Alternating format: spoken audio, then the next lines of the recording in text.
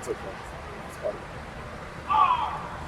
Ken, you said that practice may have been one of the best you guys have had on offense in a while. What do you make of it? Yeah, guys have responded really well. And that's what you want. Early on to try to build some chemistry and then come out and come to work. That's exactly what you want. Guys doing a really good job. They've got the DNA to come back and understand the process early on in the season. So it's fine. What did you think, Marcus, just after rewatching the game and considering it and kind of what happened, especially in the first half? Yeah, I mean, just getting to some rhythm. I mean, it's hard to be so pointed in regards to finding out exactly where one little thing, and you're so critical of yourself. You got to be careful not to be self-destructive in that time. Getting guys into a rhythm, finding out where the chemistry's at. We found that in the second half. And that's exciting. Figure out where this new group, this new DNA is at with this group, and running the football and beating downhill and doing some things with our backs and getting our guys cleats in the ground. We found that little rhythm there in the second half, and so got to kind of tweak everything. And sometimes you got to change your thinking in regards to what you need to do early on and maybe get some things going. And that's been good to see, and that's anticipated early on in the season. Sometimes it's hard to see because your routine is thinking in one way, and you got to change your thinking a little bit. But it was good, and guys responded well. That second half, something really to grow. Sam had obviously a tough game for him. He seems like he's a good kid at flushing that and moving on. Yeah, really mentally tough. They're going to have games like that. They're going to have games where it's tough to get in rhythm, trying not to press, maybe try to do too much and stuff like that. I got to take more off his plate and give him some things maybe to less think of, and think that he's got to always have the reins, And I think that's going to be something we're going to easily adjust to. We got a great relationship. He's got a great connection with his guys and culture and understanding how the process and the season works. So I have no doubt that he's going to bounce back and be just.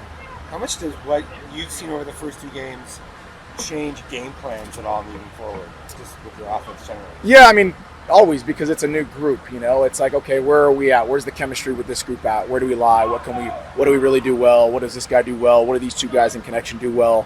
What are we doing and feeling out between guys? And so each game plan is going to have its own little nuances based on the opponent and kind of where you're at. And so what personnel groupings you're in, what runs can be developed, how you get guys in rhythm, what protections are working well, things like that are all going to be part of how your evolution of your offense goes. Because, again, an offense isn't, to me, plays, it's players. And so what people do together. And that's a new group, and finding that chemistry, that balance, and being able to put it together with those ingredients is important.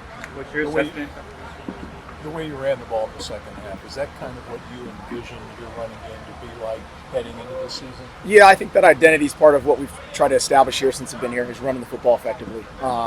Understanding that can dictate the course of a game. We did that in the past season with the last group. It's part of your identity on offense. You hope to establish that. That's our brand of football. And everything comes off of that. Your play actions, your rhythm, your situational football. You're in better situations on third down. Right now we're in a third down situation we haven't been in a long time. It's too many third and longs. And so we got to be better at controlling that first and second down, maybe less aggressive for my part, which as a play caller, I'm an aggressive guy. We got to calm down and play within the sticks and get things rolling. And so I can be as much a solution to anything else. What's your assessment on Shimon this season, even though he hasn't hauled in a catch so far? I mean, he had a fantastic game. I mean, there's not a bunch of stat lines for blocks and double teams and wins at the line of scrimmage, unfortunately, in the media or that people can see. But he had his best game to date, probably just as physical and as aggressive and one-on-one as he's had. And maybe to have a bunch of touches, but he had an awesome game. I have no doubt that he's going to be a continued piece of our offense, both in run and pass. You're talking about a lot of new pieces on offense. I mean, are you surprised by the number of hiccups, so to speak, that you've seen the first 2 weeks? Yeah, and I think that comes back to guys playing, again, together in different combinations, and then guys maybe trying to play pressing too much. Me maybe asking, hey, we can do all this, and maybe we're not ready for that yet. It's going to start with me and saying, hey, where can we simplify? Where are we at? Where can we adjust and move forward? I have no situation or questions about our guys' ability to go out and continue to be what we want them to be each week. What did you think about the operation, especially how loud the environment was, and your cadence, and just how that's coming along with Ben? Yeah, that is a pain in the rear place to play with that. And we saw it, and it actually got us a couple times. Really, the big time was down in their end zone, which we knew was going to be hard. You're right down in there, and places like that are hard. I mean, I played it. The last place I was at, in Oregon was pretty. That was what we live on that stuff. At certain places, that's their brand. You're going to get 4 to 6 false starts because of your people. But that part of it does disrupt you, and we tried to do our best, but you can't do that. It makes it hard. It's a great home field environment for them. What's your assessment of the way Sam's responded to kind of the adversity he faced last week and how he's come back to work this week? Great. He's been great. I don't have any questions about Sam. I think that part of the growth in year 2 of a quarterback is being able to understand that success is not linear. There's going to be ups and downs, and there's going to be new people and identity and characteristics and chemistry that you're going to have to build each game, each week, each year. And I have no questions that he understands that. It's going to be able to adapt to that. And my job is to make sure I'm there right with him in lockstep, saying, hey, here's what we can do. Here's what I can do. What do you think about this? What do you think about that? What can I pull off?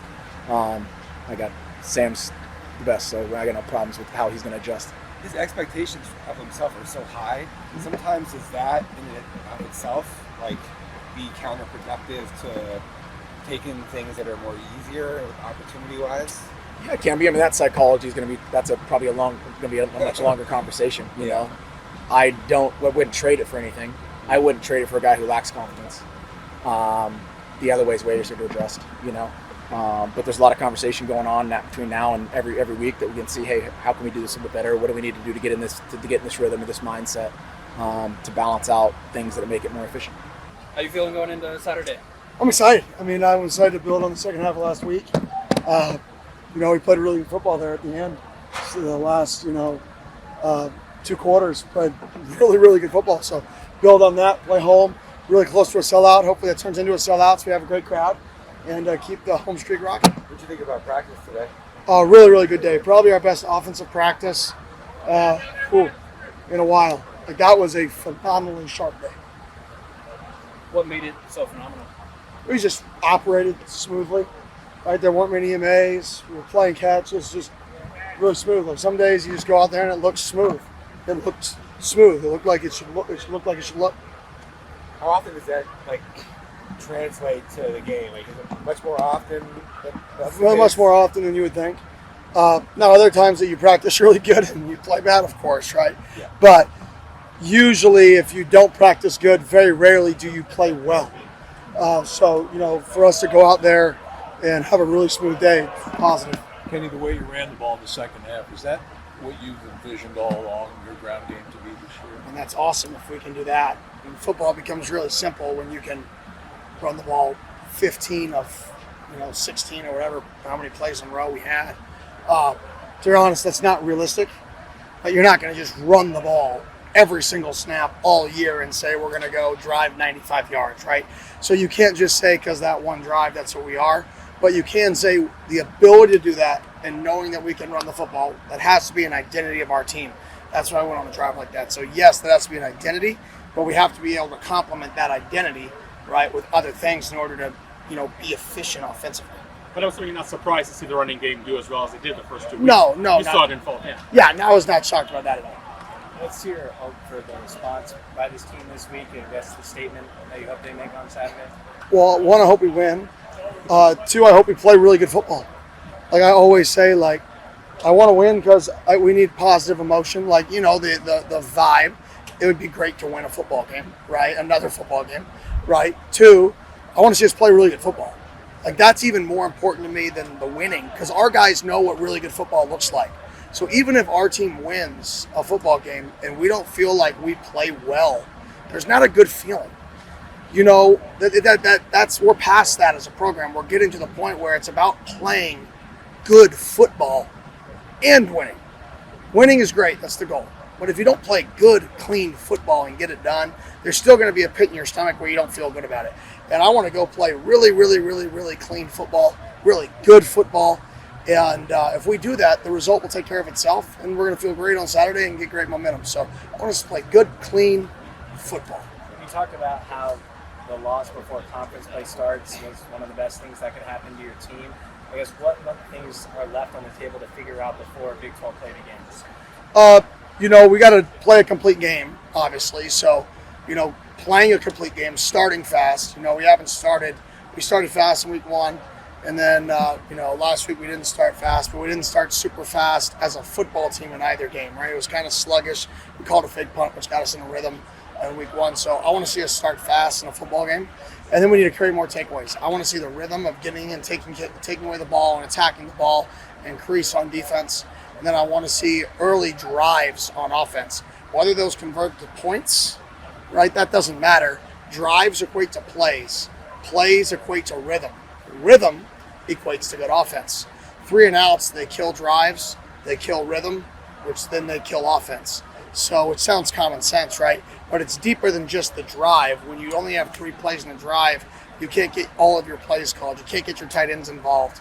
You don't know when to call calls because you only have 2 of them, and then you have third down. So we got to create drives so we can actually get into our plan, so we can get guys touches, so it's, we can score points. That's kind of how it works. And Coach, I know it's only 2 games, but just the depth and the performance of the defensive line from even week 1 to week 2, just your thoughts on that? Yeah, our defense is playing well. I mean, even last week they played really good football. Other than 3 plays in the game, you take them away.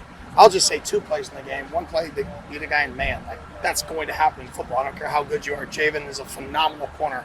I'll put him on anybody in man coverage. I'll sleep really good at night. He's phenomenal. He puts in the work. He's putting the work all camp. 2 plays that are just flukes, and we're talking about holding the team 10 points. Phenomenal team. And so I like where our defense is at. We just got to clean up a few communication issues. In the first few games, we've had more communication issues than we had at times last year. And that communication issue is not just let up like a first down, it's let up touchdowns. And that's when it's catastrophic, is when your communication is giving up touchdowns, there's huge problems. If your communication's giving up a twist game and they convert a third down because we don't recontain the quarterback, all right, that sucks. But if it's giving up touchdowns, you have a problem. Right now, they're giving up touchdowns, so I want to see that clean up. I know we talked about spreading the ball. We talked about spreading the ball around beyond Tyson, but is there a balance that has to be struck between not thinking about it and kind of letting it come within the flow of the offense? Yeah, we're not going to do anything different than what's been in our plans for the last 16 games, 15 games. I know people want us to completely change, but we're not. We're just going to execute at a higher level. We're going to be able to get into more of a rhythm early so we can get to all the calls, so everything starts to complement each other. It goes back to the 3 and out thing. When you go 3 and out, you're never going to get everybody involved. There's not enough touches. There's not enough rhythm. So we got to get early drives started to get in the rhythm so we can get everybody touches, so we can move the ball around, so we can be efficient. And another part of that is third down conversions. That's been 100%. abysmal the last 2 weeks. Yes. Third downs, we got to improve out. Today was our best third down day probably since last year for the offense. The success rate on third downs, the rhythm of the third downs is really positive. Hopefully that translates to game day. We need that to translate, but I think it will. Bringing Gemetto here, dealing with an injury last year, I guess, what gave your staff the belief in him that he could come in and be an immediate contributor? Skrilla and him, buddies growing up.